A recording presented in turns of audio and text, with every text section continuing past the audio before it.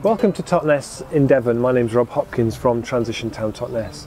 Transition Town Totnes is the UK's first transition initiative, and it's very nearly celebrating its 5th birthday. And what Transition Town Totnes has been looking at since the beginning here has been the concept of resilience in the context of this place. What would it look like if this place were much more resilient as we enter increasingly uncertain times in terms of energy shocks, economic shocks? How can we make our food, our building materials, our local economy much more resilient? And in doing so, actually make it a much more thriving, vibrant, skilled and resourceful place. One of the things we've done from quite early on has been to talk to the elders of this community who have a living memory of the last time this place had to do with less. So in this short film, we'll be talking to 4 local elders for their recollections of that time, and then at the end of the film reflecting on what we can draw from that might help us to move forward from today.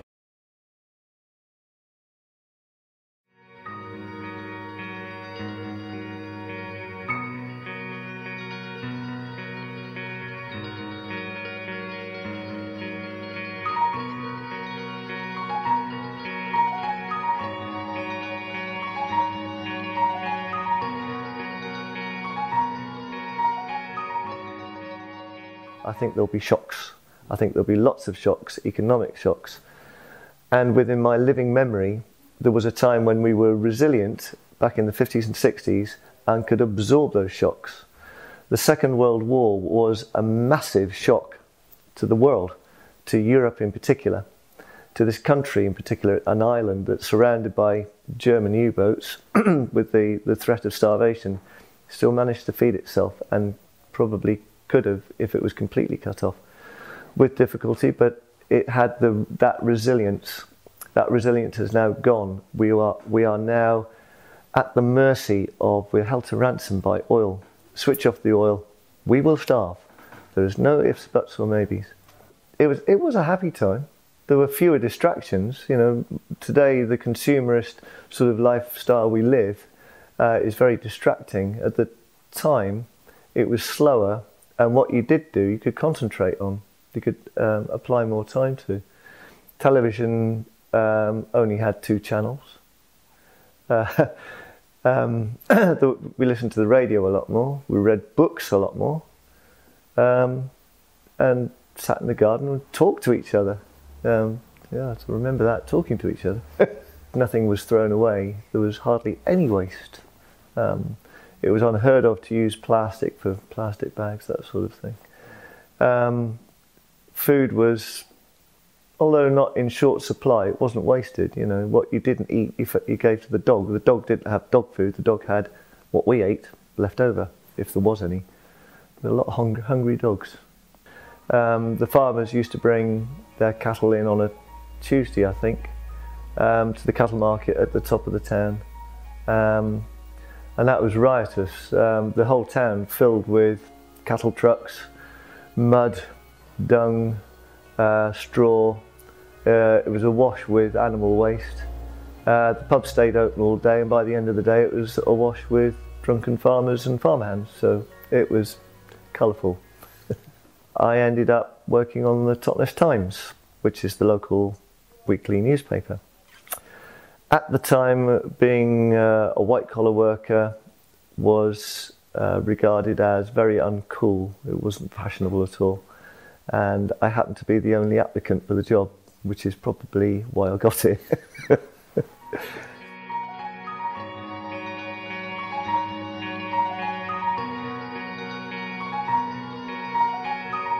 And one of the coldest winters we had was in 1963.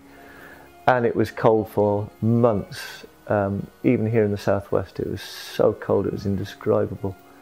So you only heated one room and huddled around that one fire and maybe watched the television in that room, then ran for bed, and he'd keep warm with hot water bottles. You know, old men were expected to carry on until they were too ill to work anymore. But most of them weren't. And I'm working gradually. It's incremental. You can't make big changes, but I can make a start with myself and with some of the things that I do. The Transition Town Totnes initiatives have started to reinvent that community togetherness. It'll never be replicated as it was in the 50s and 60s, but it's better than what we had in perhaps, say, the 80s and 90s, when everybody was quite insular and wrapped up in their own lives and their own little business, and they didn't need anybody. I think in the future we will need each other, and practicing that need and getting together now is not a bad thing. I think now we have to perhaps appreciate the old days, not austerity, but appreciating our needs more than our wants.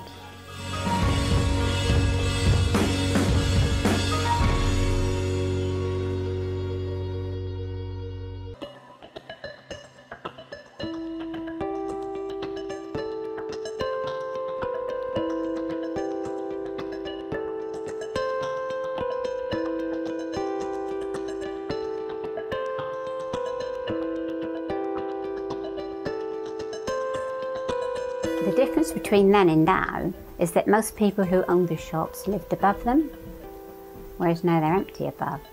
And people liked their town, they enjoyed their town, they were proud of their town.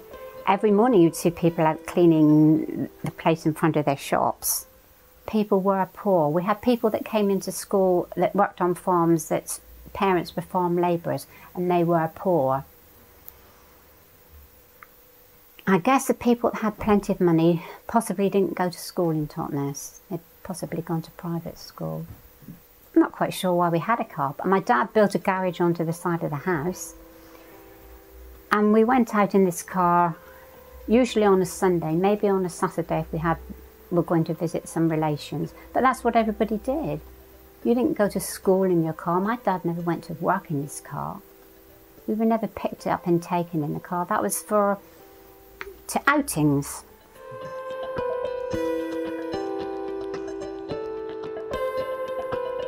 Yeah, my dad, like all the other men, grew beans and peas and potatoes and onions and beetroot and tomatoes and lettuces, everything. And obviously if you ran out, then you'd get it at the nursery in town. We couldn't afford to go up to London. We couldn't afford to. Or you wouldn't have had, obviously if you'd gone to work at Painter and Torquay, you would have had to get the bus. But people did prefer to employ you if you lived locally. So if you couldn't get a job at Reeves's, you could get a job at the bacon factory. So there was always a job for somebody if you wanted to have a job. And of course, if your family and your father had worked there before, they'd take you on because your father was a good worker or your mother was a good worker, and they'd want to take you on, and they'd be happy to have you. At least when I was young, of course, the start of it all was the Elmhurst at Dartington Hall, but then it was them and us. We were Totnes and they were Dartington, but we used to get to go there once a year at Christmas, and they'd let us try out the music. We'd do the handbells, we'd see a show, they'd give us food, and it would be just great, just great. Again, we'd be on although we went to the school, we'd be on our own, we'd be trying all these new things. Yeah, it was great. We were all a community, and we were all together, and you knew everybody. You could walk up the street and you knew everybody, and then all of a sudden there were other people and we didn't know who they were. They sort of came from what we called outside, and obviously bought the houses that we couldn't afford to buy. And from knowing everybody, we came to be half of Totnes and half of others. But I'm not sure how that came about. It just sort of happened. We somehow, in the past, lost it. We took our eye off the ball, I think, somehow. And yeah, but I think we're coming back. I think we are very community-based. We're very friendly people. we like to be part of something. And I think if we can get that back, and I think the new people that are coming into Totnes do like the idea of that. They do like to be part of a community, and we do like to be part of a community, and I think that's a good bit.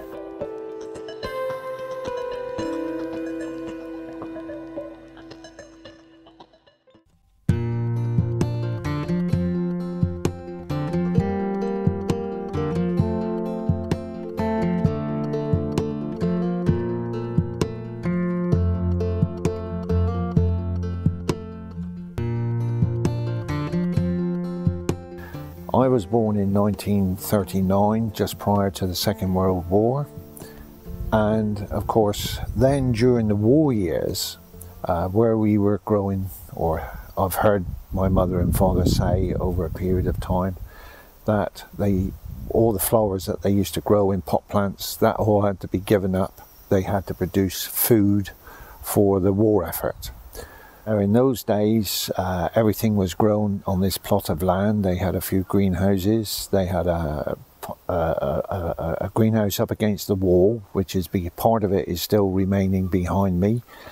It's been rebuilt a couple of times, and that is where they used to grow all the apricots, peaches and grapes as rather exotic fruit. We would start, sometimes 5, 6 o'clock in the morning, and would not finish until 10, 11 o'clock at night. We had to plant by hand, we had to pick by hand, and we had to grade tomatoes by hand. Nowadays, mechanisation has taken over. The population of the town wasn't as great as it is today. Plus, you had a lot of independent traders going down through the main street. We still have got independent butchers at the bottom of the town. You have a greengrocer or 2 greengrocers at the bottom of the town. You have a plant supplier there next to the King Bill pub. But a lot of the other shops have gradually disappeared. There was shortages of a lot of things compared to what you have today. I don't miss that. I suppose I was fortunate that I worked with my parents in that particular trade. But everybody seemed to be happier. They took a little bit of time to speak to everybody, whereas now the pressure of society is such that you've got to dash out, do the things that you want to do and get back, because there is so many things that you want to try and get done.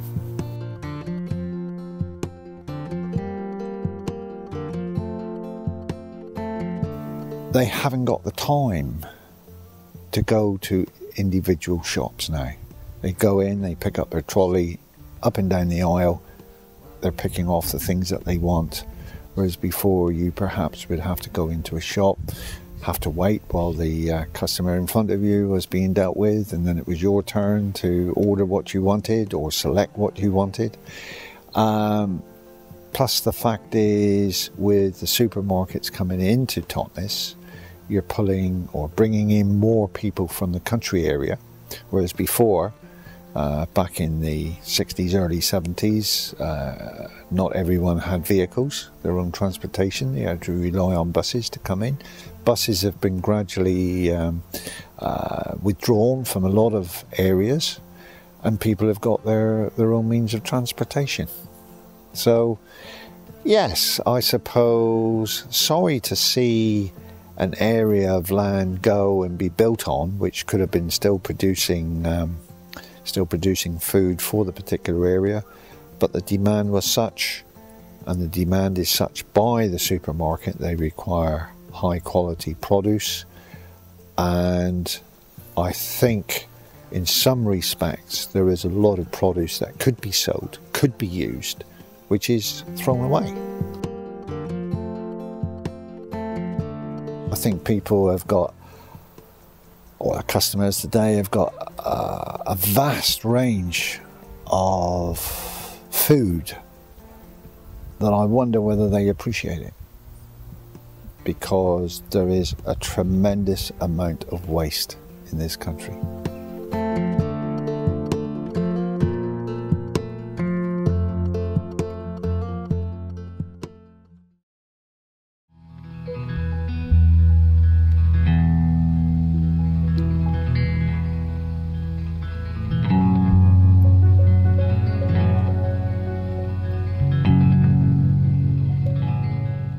was born in Bilbao, and there was a civil war that started in 1936, and we were all right until Franco's troops started to come, and some very nice English people organized an expedition of Basque children to come to this country in 1937 during the Civil War. There's still, 1 year of civil war in Spain. In 1942, Dr. Camps, a biologist, a Spanish biologist with a wonderful, wonderful career, was teaching in Dartington. She was in charge of the Basque children as well, and so she had met us and thought that we would do very, very well in Dartington. So we did the Frebel course, the Frebel diploma, a 3-year one in Dartington, and took the finals in Exeter University. Carito began to teach, Carito is my sister, by the way, in the junior school, and I started to teach in the middle school. I have this rather good, I think, photograph of her in her classroom, and I think this symbolizes the attitude of teachers and towards pupils, the empathy, the sympathy, the wonderful thing of being together and working together and studying together. I think it says everything about the school.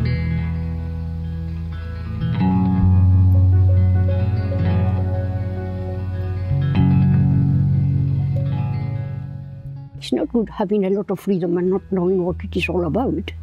You have to know the environment and to make proper choices. Ignorance is a great enemy of everything. Pupils didn't become priests or army people.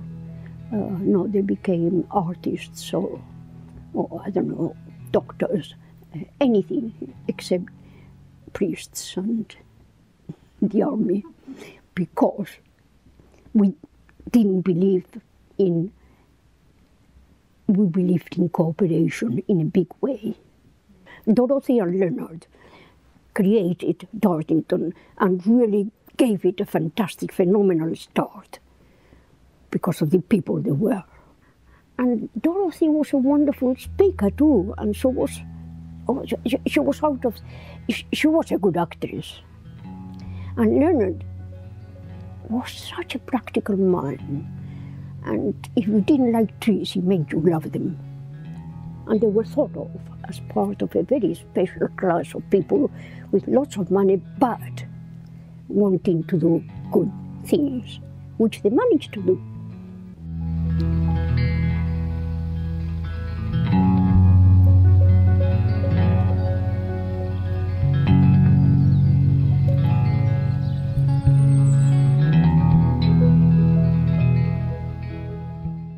People from educated at Dartington and Vauxhall are quite different still to most people like Ethan, people so on.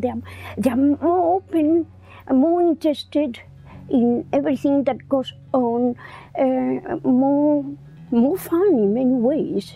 They have a more intense life in many ways, and more tolerant of everything, so that they can look at things without being horrified or anything like that. They can take it in, what you are saying. They can listen. They are good listeners. You know, if you have tasted freedom, you can't ever forget about it. And this is the same. If you have experienced how nice it is, cooperative and to talk and to do, then you go on with that. Because it was a good experience, and you go on with it. You go on developing it forever. The good things you have experienced are very, very important for you to be an optimist, because you know that they exist. You know, when terrible things happen, I think, you know, there was also Dartington. These things exist. When they tell me, well, it's always the same, the world is like this, is blah, blah, blah, blah. No good. I can't say that. I have tasted a little bit of sense, even in the Spanish Republic, and in Dartington a lot. And I know that it's possible to live with cooperation and to think it is good. It is a good way of doing things. Put that in your soul. Go and put it in your soul.